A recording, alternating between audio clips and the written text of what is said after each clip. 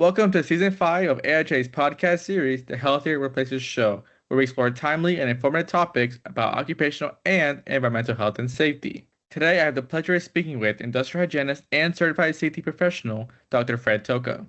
In 1962, Dr. Toca received his bachelor's degree in biology and medical technology from Xavier University. He then served in the U.S. Army before going to pursue his master's in public health and industrial hygiene from the University of Michigan in 1968. He acquired his PhD in preventative medicine with an emphasis on toxicology and industrial hygiene from the University of Iowa in 1972. Dr. Toca's work experience includes having been an analytical laboratory director, a field industrial hygienist, and the general manager/director of occupational health and safety programs for several major corporations, such as the General Electric Company, the United States Steel Corporation, and many more. Dr. Toca has long been recognized as a pioneer and expert in the field of environmental health on matters such as industrial hygiene management, chemical exposure, toxicology, regulatory interpretation, and so much more. From 1989 to 1990, Dr. Toca served as the first African American president of AIHA, and in 2001, he was named an AIHA Fellow. Today's episode is part of our Luminary series. We're going to talk about Dr. Toca's 40-plus years in OEHS and learn about how the OEHS industry has changed since he started his career. Fred, thank you for joining us today. It certainly is a pleasure. Looking forward to speaking with you. Let's start from the beginning. How did you discover OHS and what made you become interested in this field? Okay, so that's a long and a short story. I had just gotten out of the military, and before I went in the military, I had a degree in biology from Xavier University of Louisiana in medical technology. I did not necessarily want to continue working in a hospital laboratory, so I went back to the University of Michigan, met this very nice counselor who said, with your background, why don't you interview in different departments around the school, you've got biology and chemistry, and see which one you like. One of those was the College of Public Health. And the little old guy that I met, a little old white-haired guy, was Professor Warren J. Cook. And Professor Cook talked to me, and he told me about the field, and he says, oh, you'd be great. He says, come back tomorrow. I want you to interview or to talk with some of the other people here in the college. And anyway, he convinced me that this would be something that I would like to do and that it fitted well with my previous education and background. So how did the mentorship you received early in your career from leaders like AIHA founder Warren Cook shape your approach to mentoring others throughout your professional journey? Professor Cook was a good mentor because he listened to me. I being, let's say, young and also not really knowing much. So during my years there, he was always there for me. At times when I needed someone. It was a time I had just gotten married. A lot of things were happening in my life. But Warren was more than just a professor. But the best thing about him, okay, it wasn't just the school years. He helped me to get my first job at Los Alamos, New Mexico. I would say every year at the AIHA conference, if I didn't see him in between, we had to sit down and have lunch or have a drink, although he didn't drink that much. The point being that he was there for me throughout my early career. And I can't pass up the opportunity to mention someone else who was a great mentor to me, and that's Dr. Clyde Berry at the University of Iowa, where I did my doctorate. Now, it turns out that Berry and Cook were very good friends. So, in any case, I am sure that Warren's influence had something to do with me getting into the University of Iowa to do my PhD. It's all about people and relationships. It's not how technically competent you may be or how smart you may think you are. It's how you deal with people. When you mentor others, is there a similar approach you take? I have mentored a lot of people who are in our profession of industrial hygiene, toxicology, and so forth, and people who are not. With a lot of the younger people, trying to help them focus their career and trying to teach them or lead them in the same direction that Professor Cook did me. Now, with some of the other people now that I'm an old man, I mentor people who are not, necessarily in their career path, but having to do with more life things. I should also mention that I'm an ordained deacon in the Roman Catholic Church, so therefore, I call it spiritual counseling rather than mentoring, meeting with people. Now, I'm not a psychologist or a psychiatrist, but There's another thing that I always say, ask questions and listen, like you're doing today. And when you ask questions and listen, you learn. And when I sit with people, whether it's church people or whether it's, I just got back from giving a speech at my own university, Xavier University, yesterday. I think I mentioned that to you before I had the interview. And sitting with those students, it was just really feeling good. All those young kids, or young men and women, asking me about my career and so forth, and why I did this and why I did that. Similar to what we're doing today, but just being able to tell them, look, stick with it. Don't give up on your dream. Dream big. And remember, you never lose. You always win, because you always take from your mistakes something you learn, and next time you don't make that mistake. And that's sort of the direction I was going with the younger folks. Like I said, I guess that's sort of my style, or where I sort of push it. Absolutely.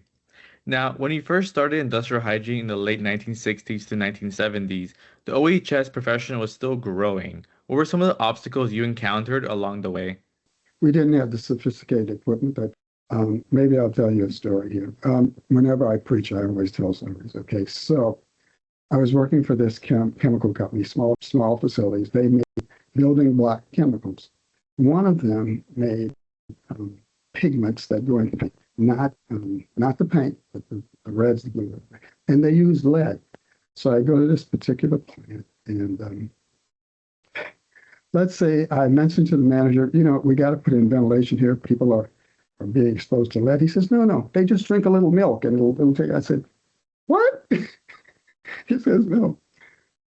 And being new and being young, I was kind of scared about this guy, but I had a great boss. After I met with this plant manager, I got on the elevator, and it so happened my boss was on there, who was this very colorful Irish guy. He drank whiskey, and he was known, not mess with him, Mr. Kilcullen was his name.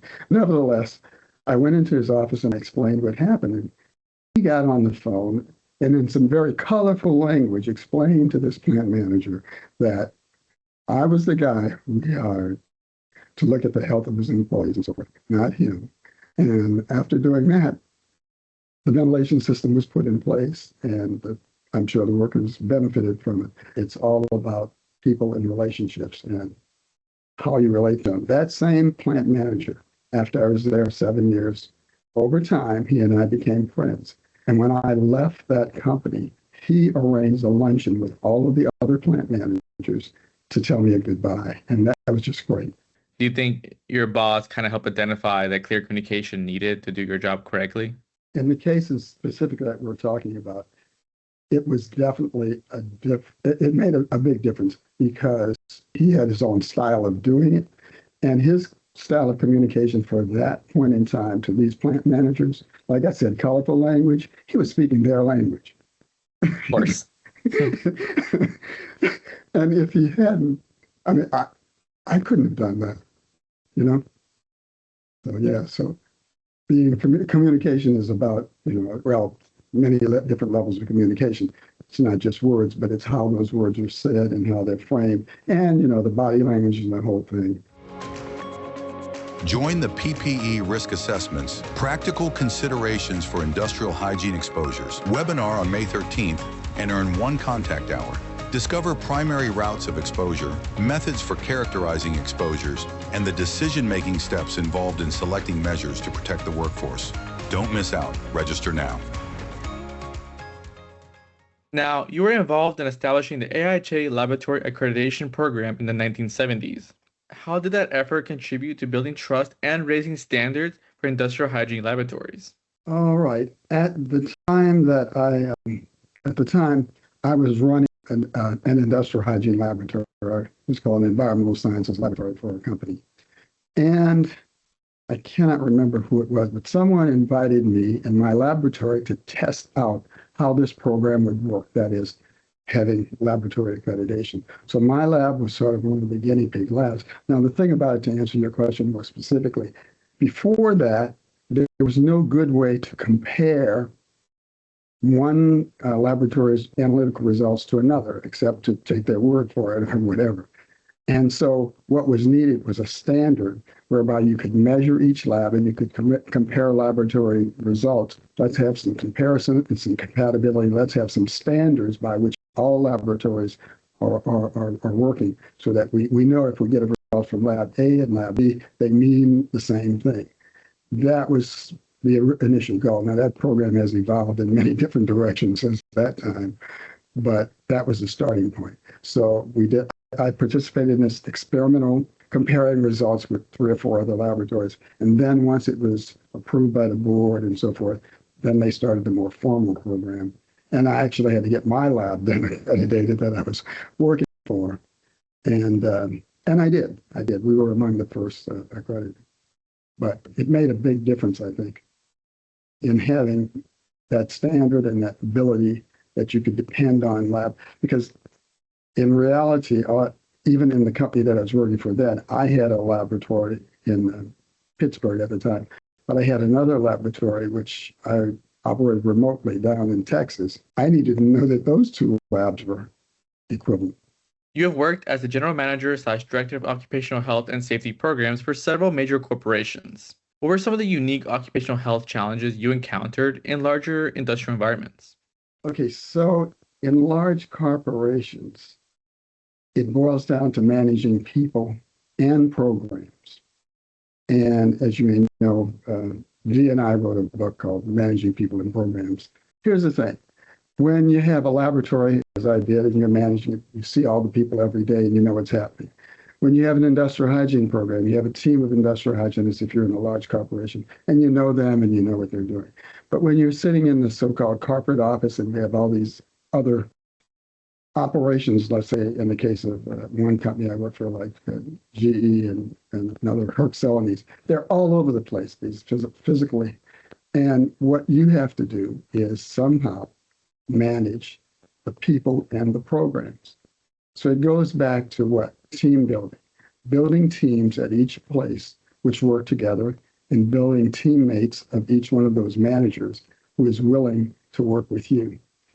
Again, people relationships, managing people and programs, then organizing programs so that you can measure their results, having standards in place. When one of the companies I worked for, they called me the large Bible man because I said, you will write out all of these procedures and tell me how you're doing them within your facility so that I know what's going on. And I said, I'm bringing the Bible with me now, don't forget. That's really funny. Yeah. It's a difference between the days when you go out in the field and you work with workers and you work with plant managers. And then now you're so remote that you have to have measures of both your people and the programs so that you know what's happening out there. And that's a big difference from company to company. It can be different, I can tell you. From 1989 to 1990, you served as the first African-American president of AIHA. What did that moment represent for you and for the profession? That's a good question. Obviously, for me, it was, let's say, sort of a feather in my cap. I felt, hey, I'm really doing something. Before that, I had served on the board of directors. I had also served as secretary of the association. So now for the membership to think enough of me to put me in the presidency, I felt very good personally. But here's the other thing about that. Number one, hopefully it encouraged more minorities and other people to enter the profession of industrial hygiene by visibly seeing me there. The other thing is, I would say some of our more academic people who happen to be minorities, to look at uniquely how people of color or minority peoples may be impacted by work, the jobs they're in. And just for example, I worked for U.S. Steel. Okay, during the years that I worked for U.S. Steel in the 80s, almost all of the people who happened to be working on coke ovens were African American. I don't know if you've ever been on a coke oven. It smells bad, it's hot. It's anyway, not a great place to work. So one of the things that did happen at U.S. Steel was management was convinced to have the University of Pittsburgh go out and do a study of those workers to see if their health was uniquely impacted by doing those jobs. And I didn't do the study, University of Pittsburgh did it, but it belongs to, or did to US Steel. So even though I was, in quotes, an overseer on the committee for it, I shouldn't get into the details of it, even though it was 100 or whatever in the 80s. But that's another thing that happened. Okay, so visibility and also emphasis on unique impacts on working groups. I mean, it could have also applied to workers when I worked for another company that made pesticides who worked in the field. Now, speaking about minorities, in 2000, you were part of a committee that created the AIHA Minority Special Interest Group. Can you walk me through the steps of why this committee was formed and why it's so important to this day? Okay, I will take credit for being a member of the committee. I will not say I was the driver on that, although the members of the committee came to me and said, why don't we have this? And I said, okay.